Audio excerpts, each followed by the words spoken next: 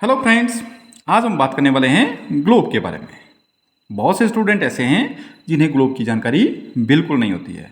Globe पर खींची गई काल्पनिक रेखाओं की जानकारी क्यों जरूरी है और ये क्यों खींची जाती हैं, इनका क्या महत्व है, इनके बारे में हम आज पढ़ेंगे। इससे पहले हमने बात करी थी प्रमुख काल्पनिक रेखाओं की, जो यहाँ पर आप देख रहे हैं। अगर आपने ये वीडियो ना देखा हो तो आई बटन में या एंड स्क्रीन में आपको उसका लिंक मिल जाएगा, आप वहाँ जा करके देख लीजिएगा। अक्षांश और देशांतर रेखाओं के बारे में जानने से पहले हम बात करते हैं अक्षांश और देशांतर की। अक्षांश किसी स्थान की कोणीय दूरी को कहा जाता है।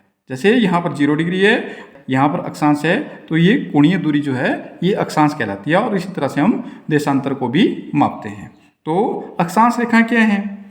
अक्षांश रेखाएं ग्लोब पर खींची गई समानांतर रेखाओं को अक्षांश रेखाएं कहा जाता है। जिस तरह से यहाँ पर विषुवत रेखा है, इसके समानांतर पैरेलल रेखाएं खींची गई हैं, ये सारी की सारी अक्षांश रेखाएं कहलाती हैं।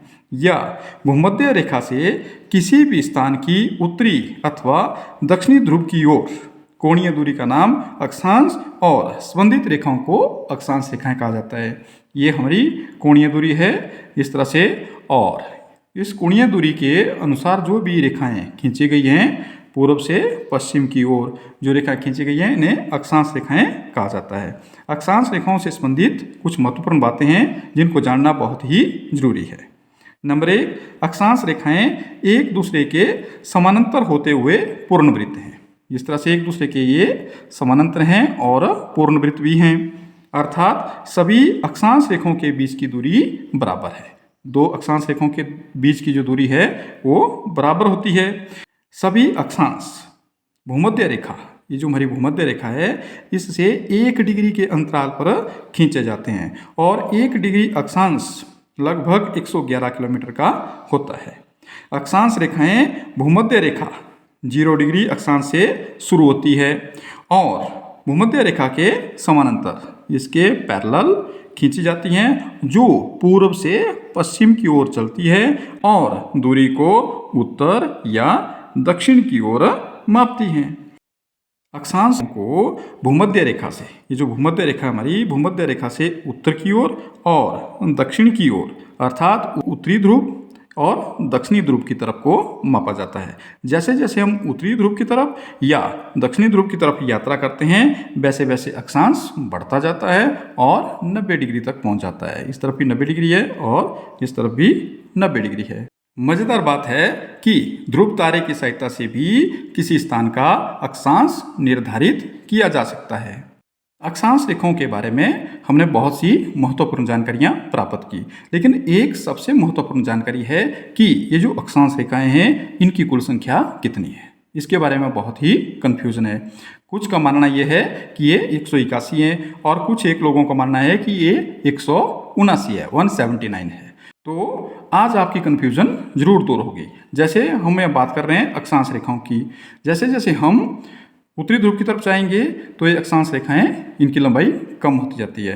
जैसे हम दक्षिण ध्रुव की तरफ जाएंगे तो इनकी लंबाई कम होती है और जब हम 90 डिग्री के पास पहुंच जाते हैं तो यहाँ पर एक बिंदु रह जाता है। तो इसलिए हम कहेंगे कि अक्षांश रेखाओं की संख्या यहाँ से जब हम गिनती शुरू करेंगे तो 89 है, यानी 89, और इस तरफ को चलेंगे तब भी यहाँ पर भी ये 89 है, 89 ही है। 89 प्लस 1 प्लस 89, 1 यहाँ पर भूमध्य रेखा, एक भूमध्य रेखा है 0 डिग्री पे, तो इस प्रकार कुल इनकी संख्या 179 बनती है, 179। लेकिन अगर हम बात करें अक्षांश की तो अक्षांश कुल कितने हैं? इस तरफ को भी 90 है, 90 हैं और इस तरफ को भी 90 है, बीच में एक 0 डिग्री अक्षांश है। तो इस प्रकार अक्षांश की जो संख्या है वो 181 है और अक्षांश रेखाओं की संख्या 179 है।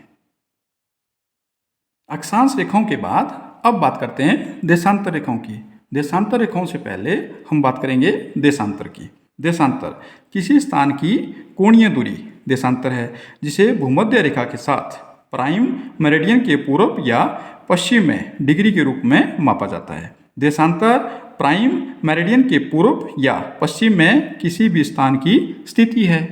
अब बात करते हैं देशांतर रेखाओं की। लॉन्गिट्यूड्स लाइन उत्तरी ध्रुव से दक्षिणी ध्रुव को मिलाने वाली काल्पनिक रेखाएं देशांतर रेखाएं कहलाती हैं, क्योंकि पृथ्वी की आकृति दीर्घ वृत्ताकार है और वृत्त का केंद्रीय कोण 360 डिग्री का होता है। इस प्रकार देशांतर रेखाओं की जो संख्या है वो 360 हैं। अक्षांश रेखाओं की लंबाई एक समान नहीं होती है, क्योंकि जब हम भूमध्य रेखा से पूर्ण वृत्त बनाते हुए उत्तरी ध्रुव की तरफ बढ़ते हैं तो उत्तरी ध्रुव के पास आकर के अक्षांश रेखाएं खत्म हो जाती हैं, यानी वहाँ 90 डिग्री के पास एक बिंदु रह जाता है।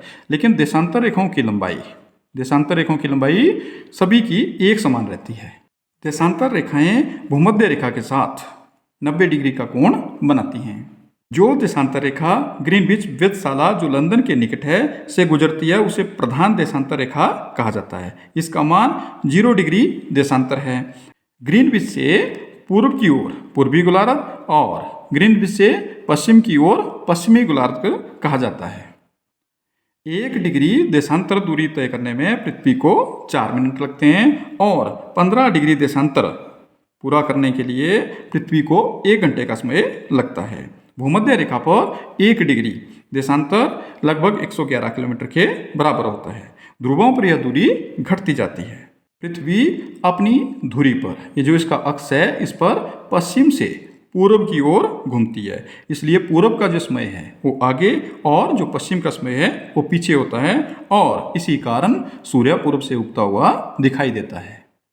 देशांतर रेखाओं की कुल संख्या 360 है। ये हम पहले भी बात कर चुके हैं। क्यों 360 है? क्योंकि ये 0 डिग्री देशांतर है। इसके बिल्कुल अपोजिट 180 डिग्री देशांतर भी है और इसके लेफ्ट साइड को और राइट साइड को पूरी 189 देशांतर रेखाएं हैं। तो टोटल होगी 360, क्योंकि 0 डिग्री देशांतर एक हो गया और 180 डिग्री देशांतर दूसरी रेखा होगी। तो जोड़ के हमारे पास इनका जो सम है वो आता है 360 देशांतर रेखाएं। तो आज हमने ग्लोब पर खींची गई काल्पनिक रेखाओं के बारे में जाना। अंत में यही कहूँगा, अगर वीडियो अच्छा लगे तो लाइक और शेयर जरूर कीजिएगा और चैनल पर पहली बार आए हो तो सब्सक्राइब करना ना भूलिएगा। Thank you.